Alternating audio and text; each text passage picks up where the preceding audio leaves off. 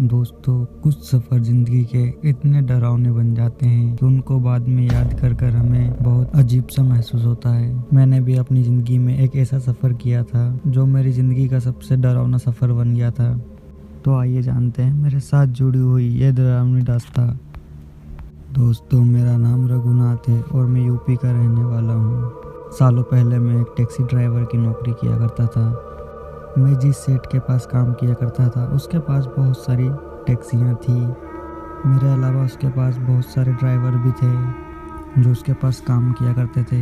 हमें सवारियों को एक जगह से दूसरी जगह छोड़ना होता था। हम अक्सर एयरपोर्ट से सवारियों को उनके घर तक छोड़ा करते थे। एक दिन की बात है जब मैं एयरपोर्ट पर इधर उधर भटक रहा था, लेकिन मुझे कोई भी मुसाफिर नहीं मिला जो मेरी टैक्सी ले। थोड़ी देर तक इंतज़ार करने के बाद वहाँ पर कुछ लोग पहुँचे और उन 2-4 लोगों को देखकर मैं समझ गया कि शायद ये सफ़र करने वाले ही लोग हैं। फिर वो मेरे पास पहुँचे और मुझे बोले, भाई साहब आगे तक चलोगे? तो मैंने उन्हें मना कर दिया क्योंकि मैं अपनी टैक्सी में काफ़ी लंबा सफ़र करना चाहता था, चाहे उसके लिए मुझे क्यों ना पूरी रात ही गुजारना पड़े।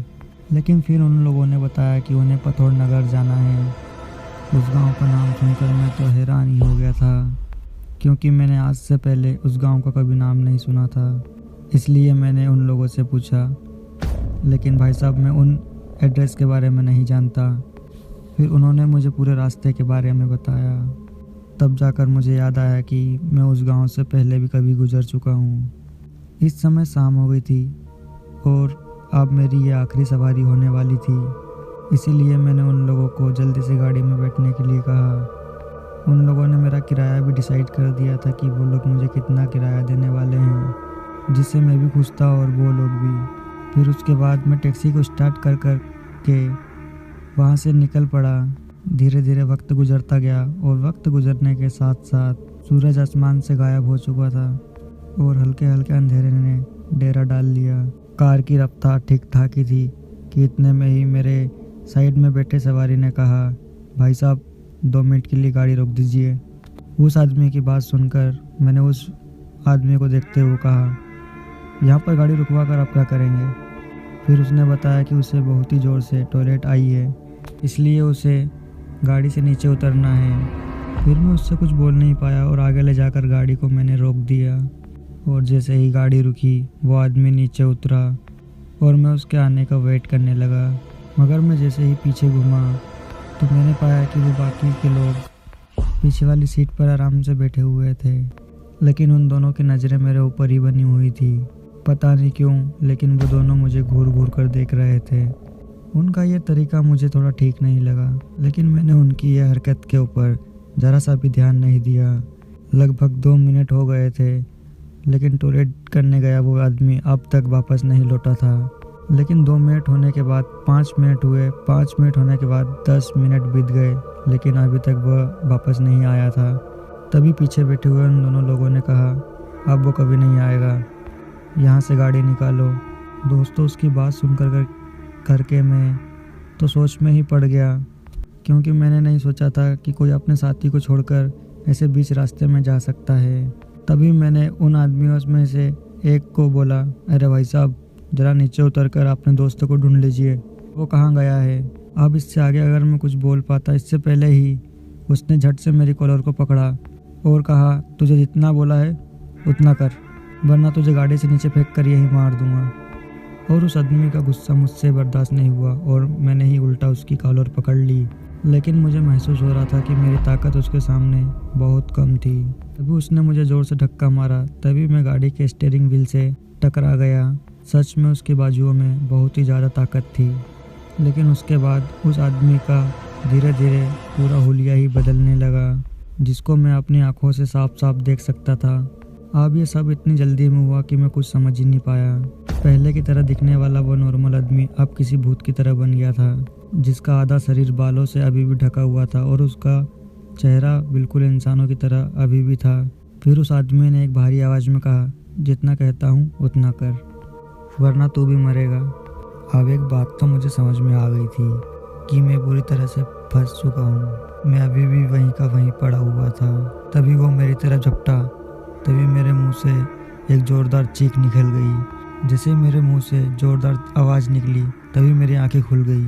तो मैंने देखा कि मैं अभी भी उसी जगह पर खड़ा हुआ था और वो आदमी टॉयलेट करने अभी भी बाहर ही खड़ा हुआ था। फिर मैंने एक नज़र अपने पीछे बैठे हुए लोगों पर डाली तो वो एकदम नॉर्मली दिखाई दे रहे थे, लेकिन वो मुझे देखकर बार बार मुस्कुरा रहे थे। तभी मुझे बाहर की तरफ से कोई आदमी आता हुआ दिखा। ये वही आदमी था जो टॉयलेट करने हुए गया था। फिर जैसे ही वो गाड़ी के अंदर आकर बैठा तो मैंने उस आदमी से कहा, अरे भाई साहब, आपने तो बहुत समय लगा दिया। तभी उस आदमी ने कहा, हाँ तो आपने कौन सा भूत देख लिया। और इतना बोलते हुए उसके चेहरे पर एक मुस्कान सी आ गई। पता नहीं क्यों, लेकिन इन लोगों के बीच में बैठकर मुझे अपने सपने की हकीकत का एहसास हो रहा था।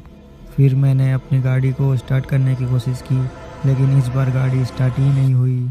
वो एक झटका खाकर फिर से बंद हो जाती। फिर मैं नीचे उतरा और बोनट को चेक करने लगा।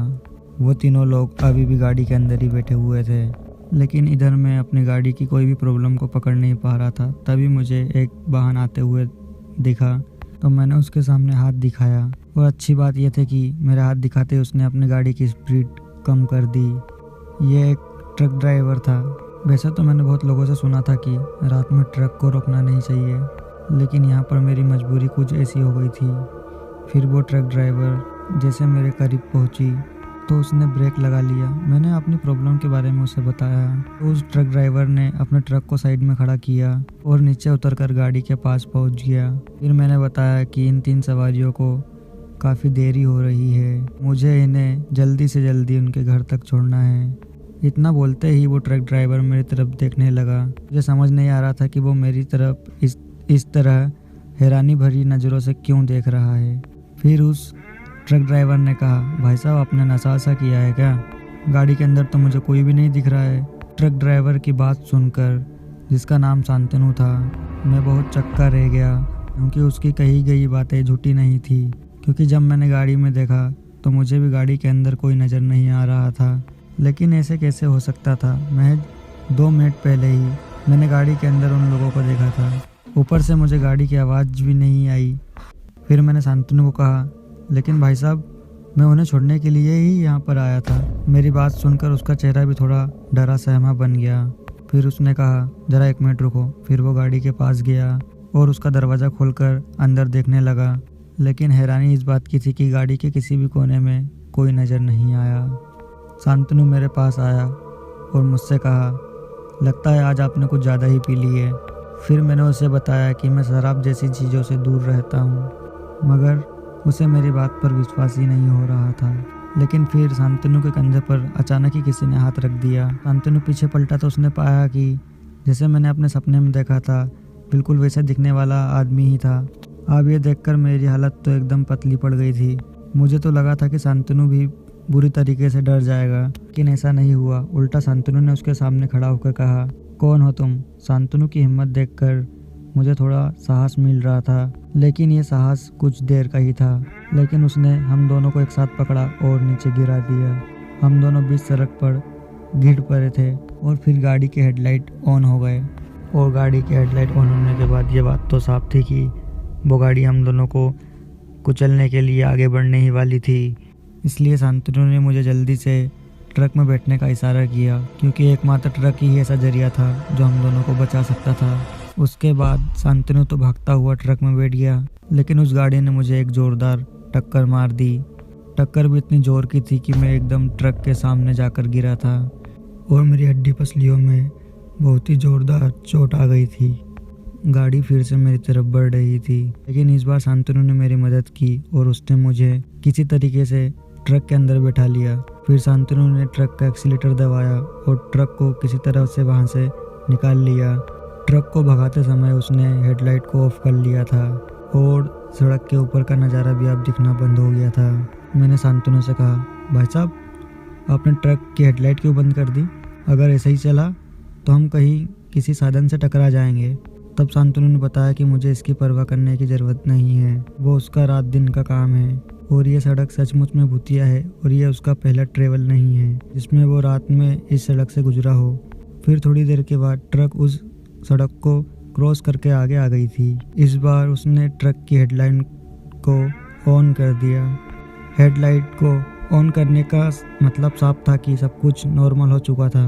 भी मुझे उस शांतनु नाम के ट्रक ड्राइवर ने बताया कि अभी तक सब कुछ नॉर्मल नहीं हुआ है, वो गाड़ी हमारे आगे पीछे कहीं से भी टक्कर मार सकती है। लेकिन अच्छी बात यह था कि हम अब ट्रक में बैठे थे, जिससे हमारा कुछ नहीं बिगड़ेगा। लेकिन शांतनु ने मुझसे कहा कि फिर भी आप अपनी परछाई को मत देखना, अगर तुमने अपनी परछाई को देख लिया तो वो आत्मा तुम्हारे शरीर में समा जाएगी। अब ये सुनकर मेरी आंखें तो एकदम से बंद हो गई थी। फिर लगभग 10 से 15 मिनट बाद मुझे होश आया, क्योंकि ट्रक ड्राइवर शांतनु मुझे अब एक होटल के पास छोड़ चुके थे। उस होटल के पास जाकर मुझे थोड़ा अच्छा महसूस हुआ, लेकिन मेरे हाथ पांव थोड़े जख्मी हो गए थे और उनसे खून आ रहा था। तो शांतनु साहब ने मेरी काफ़ी मदद की। उन्होंने मेरे हाथ पांव के ऊपर पट्टी बांध दी।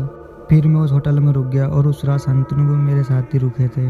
अब बस मुझे इंतज़ार था तो जल्दी से सुबह होने का। फिर धीरे धीरे सूरज उगा। सुबह होते ही जल्दी से मैं बस पकड़कर अपने इलाके के लिए रवाना हुआ। और फिर मैं जब अपने सेठ जी के पास पहुंचा और वहां पहुंचकर जब मैंने देखा, वो देखकर तो मेरे होश ही उड़ गए। दरअसल मैंने देखा कि मेरी गाड़ी पहले से ही वहां पर खड़ी हुई थी। और फिर मैं अपने सेठ जी के पास गया तो वो भागते हुए मेरे पास आए और उन्होंने कहा, भाई तू ठीक तो है ना, तुझे कुछ हुआ तो नहीं?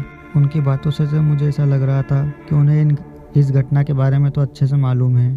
फिर मैंने उन्हें रात की सारी घटना बताई। फिर मेरी बात सुनकर उन्होंने मुझसे कहा, मैं जानता हूँ, काफ़ी बार इस तरह की घटना होती है। आप जिस गाड़ी को चलाते हो, 3 साल पहले उस गाड़ी के साथ ये हादसा हुआ था। उसके ड्राइवर समेत 2 आदमी चोर डाकुओं की गिरफ्त में आ गए थे। उन लोगों ने उन्हें बहुत ही बुरी तरीके से मारा और मार कर सड़क के ऊपर फेंक दिया, पर वहाँ से चलने वाले गाड़ी वालों ने उनकी कोई मदद नहीं की थी। उन तीनों की वहीं तड़प कर मौत हो गई। उस दिन के बाद वो तीनों उसी दिन लिफ्ट मांगते हैं जिस दिन उनकी मौत हुई थी। और इत्तेफाक से आप उस दिन गाड़ी में थे। और ऐसे हादसे और भी कई ड्राइवर के साथ हो चुका है।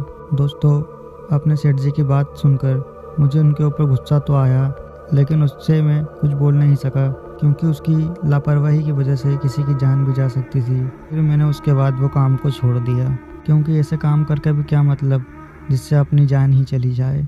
आज की कहानी में बस इतना ही। वीडियो अगर अच्छी लगी हो तो वीडियो को लाइक सब्सक्राइब जरूर करें।